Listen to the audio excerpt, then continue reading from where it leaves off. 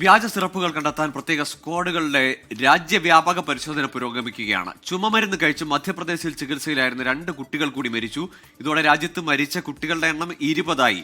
ചുമമരുന്ന് കഴിച്ചതിന് പിന്നാലെ രാജസ്ഥാനിലും മധ്യപ്രദേശിലും കുട്ടികൾ മരിച്ചതിൽ ജുഡീഷ്യൽ അന്വേഷണം വേണമെന്നാണ് കോൺഗ്രസിന്റെ ആവശ്യം. പഞ്ചാബിലും കോൾഡ്രിഫ് കപ്പ് സിറപ്പിന് നിരോധനം ഏർപ്പെടുത്തി. വിനീത വിജയാണ് വിശദാംശങ്ങളുമായി ചേരുന്നത്. വിനീത, ഏറെ സങ്കടപ്പെടുത്തുന്ന വാർത്തയാണ്. 2 കുട്ടികൾ കൂടി മരിച്ചിരിക്കുന്നു. അത് മാത്രവുമല്ല, രാജ്യവ്യാപകമായി പലയിടങ്ങളിലും ഗുണനിലവാരമില്ലാത്ത മരുന്നുകളുടെ നിർമ്മാണം, അത് കഫ് സിറപ്പുകൾ മാത്രമല്ല, അക്കാര്യത്തിൽ കൂടി ഒരു അന്വേഷണം ഉണ്ടാകുമോ?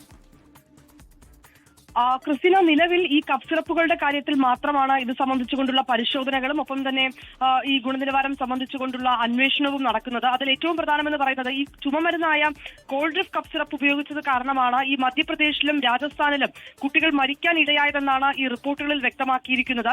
ഈ കപ്പ് സിറപ്പ് ഉപയോഗിച്ചതിന് ശേഷം കുട്ടികൾക്ക് ഈ വൃക്ക സംബന്ധിച്ചുകൊണ്ടുള്ള അസുഖങ്ങൾ ഉണ്ടാവുകയും പിന്നീട് മരണത്തിലേക്ക് എത്തിച്ചു എന്നുള്ളതുമാണ് റിപ്പോർട്ടുകൾ. അതുകൊണ്ട് തന്നെ ഈ ചുമയ്ക്ക് ഉപയോഗിക്കുന്ന കപ്പ് സിറപ്പുകൾ കേന്ദ്രീകരിച്ചുകൊണ്ടാണ് ഇപ്പോൾ ഗുണനിലവാര പരിശോധനകളും ഒപ്പം തന്നെ അതുമായി ബന്ധപ്പെട്ടുകൊണ്ടുള്ള അന്വേഷണങ്ങളും നടക്കുന്നത്. ഇതിൽ ആദ്യഘട്ടത്തിൽ നമ്മൾ സൂചിപ്പിച്ചതുപോലെ കോൾഡ്രിഫ് കപ്പ് സിറപ്പാണ് നിരോധിച്ചത്. അതിന് പിന്നാലെ മധ്യപ്രദേശിൽ ഇന്നലെ 2 കപ്പ് സിറപ്പുകൾ കൂടി നിരോധിച്ചിട്ടുണ്ടായിരുന്നു.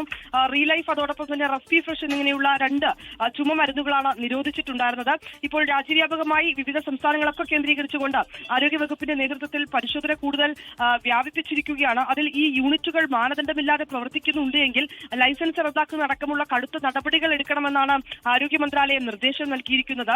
ഇപ്പോഴും മധ്യപ്രദേശിൽ ഈ കോൾഡ്രിഫ് കപ്പ് സിറപ്പ് ഉപയോഗിച്ച 7 കുട്ടികളാണ് ചികിത്സയിലുള്ളത്. ഇവരുടെ ചികിത്സാ ചിലവൊക്കെ വഹിക്കുമെന്ന് ഇന്നലെ സർക്കാർ വ്യക്തമാക്കുകയും ചെയ്തിട്ടുണ്ടായിരുന്നു. ആദ്യഘട്ടത്തിൽ 14 കുട്ടികളുടെ മരണമാണ് ഈ കപ്പ് സിറപ്പ് ഉപയോഗിച്ചത് കാരണം സ്ഥിരീകരിച്ചിട്ടുണ്ടായിരുന്നത്. പിന്നീട് 2 കുട്ടികൾ കൂടി മരിച്ചു എന്നുള്ള റിപ്പോർട്ടുകൾ കൂടി ലഭിക്കുന്നു. ഇങ്ങനെ മധ്യപ്രദേശിലും രാജസ്ഥാനിലുമായി ഈ ചുമമരുന്ന് ഉപയോഗിച്ച് മരിച്ചു എന്ന കണക്കുകൾ, അത് ഏതാണ്ട് 20 കുട്ടികൾക്കാണ് ജീവൻ നഷ്ടമായെന്ന തരത്തിലുള്ള കണക്കുകളാണ് നിലവിലുള്ളത്. അതുകൊണ്ട് തന്നെ അതീവ ജാഗ്രതയോടുകൂടി തന്നെയാണ് ഈ വിഷയം കേന്ദ്ര ആരോഗ്യ മന്ത്രാലയം കൈകാര്യം ചെയ്യുന്നത്.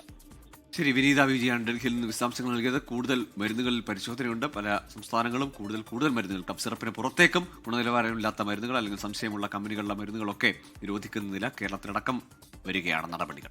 ലോകത്തെവിടെയായാലും ഏത് സമയത്തും 24 വാർത്തകളും ഓഗ്മെന്റഡ് റിയാലിറ്റി പാക്കേജുകളും എക്സ്പ്ലെയിനറുകളും വിശദമായി കാണാൻ ഞങ്ങളുടെ യൂട്യൂബ് ചാനൽ നിങ്ങൾക്ക് സബ്സ്ക്രൈബ് ചെയ്യാം.